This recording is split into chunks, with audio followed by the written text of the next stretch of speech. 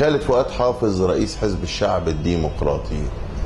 ثورة 23 يوليو، هناك من أراد ألا يكون هناك احتفال بهذه الثورة ووقف ضدها في هذه الفترة، فما رأيكم حول هذا القرار أو هذا الرأي؟ أولا المسمى لابد ألا يمر مرور الكرام. إن كنا من قبل في إعلام فاسد وفي نظام بائد أطلقنا مسميات غير حقيقية على كل الأمور، فالهزيمة نسميها نكسة، والسرقة والنهب نسميه خلل في الاقتصاد. فلا يجوز لنا أن نطلق على الأشياء على غير مسمياتها. ثورة 23 يوليو هي ليست ثورة، هي حركة قام بها الجيش، انقلاب عسكري، ودي حقيقة، وهذا بأفواه من قاموا بها حركة انقلاب عسكري ضد النظام الملكي. وبعد كده بعض فقهاء السلطان الذين يطوعون للسلاطين وللملوك ما يريدون ويفصلون القوانين وأشبه بالترزية، يعني قاموا بتدبير هذا المسمى ثورة، وهذا غير صحيح. أنا مع الاحتفال بالانتصارات، مع الاحتفال بالإنجازات، وإلى الآن أنا أرى أنه لا توجد إنجازات، إننا نتراجع للخلف بشكل سريع جدا. ليس هذا قدر مصر، ليس هذا مكانة مصر.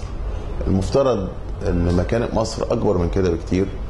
المفترض أن احنا عشان نحتفل نبقى اكتفينا من القمح، اكتفينا من أشياء كثيرة جدا. عيب على الشعب المصري أو على مصر ذات الحضارة العظيمة أن تحتفل ودماء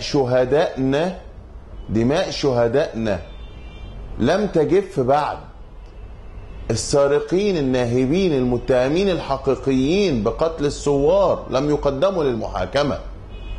هؤلاء ما زالوا يستمتعون ويمرحون، بينما الشهداء دماؤهم لم تبرد. حقوق الشعب المصري مسلوبة. ليست هناك عدالة اجتماعية. على أي شيء نحتفل ونحن وصلنا لدرجة ان قطاع عريض من الشعب المصري يأكل هياكل الفراخ وأقدام الدجاج اللي وصلت ل7 جنيه كيلو، 8 جنيه كيلو. في الفترة التي نحن فيها وعد الرئيس مرسي ب100 يوم من الإنجاز. ما رأيكم في مرحلة 100 يوم؟ هل هي كافية لتحقيق هذه الإنجازات الخاصة ببعض الأمور في الدولة؟ أولا أنا أدعو بالتوفيق للرئيس دكتور محمد مرسي، ولكنني لا أستطيع أن أتخلى عن عقلي الذي وهبه الله لي وخبرتي. إن خلال 30 سنة من عهد بائد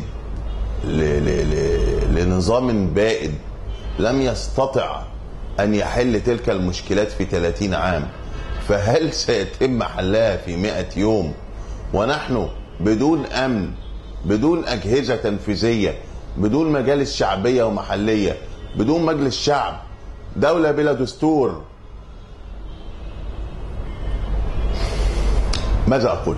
كان لكم موقف من المحكمة الدستورية والهيئة التأسيسية للدستور وقدمتم دعوة قضائية بهذا الأمر. كنت أول من رفع دعوة بطلان التأسيسية أو وقف قرار تكوين اللجنة التأسيسية اللي صدر كالسقط الميت. هذه الدعوة قمت برفعها أنا والدكتور إيهاب الطماوي المحامي، وبالفعل اتحدد لها جلسة.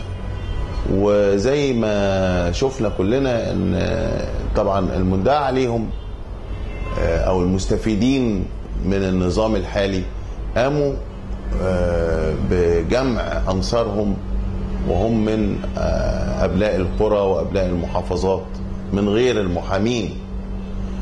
قاموا بمحاصرة مجلس الدولة وكادوا أن يفتكوا به.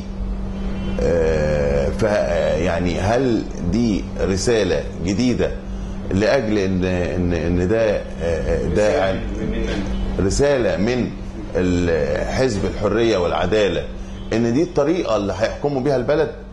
يعني هي دي الطريقة دلوقتي، إن مش هيبقى في معارضة، وإن المعارض هيبقى فلول، وإن اللي هيقول لأ واللي هيدافع عن مبدأ المشروعية في القرارات اللي بتتخذ هيتهم بانه فلول ويتهم بانه عدو للشعب وعدو للثوره وغيره. لا، احنا هنا بقى امام اعاده لانتاج النظام القديم واعاده لدوله بوليسيه. انا عشان اروح ارفع دعوه في المحكمه تجيب 15 أو 20 ألف من انصارك لاجل الفتك بالقوى الوطنيه الاخرى، انت تريد أن تكون المعارضة فقط مدجنة تستمع إلى آرائك وإلى ما تريد.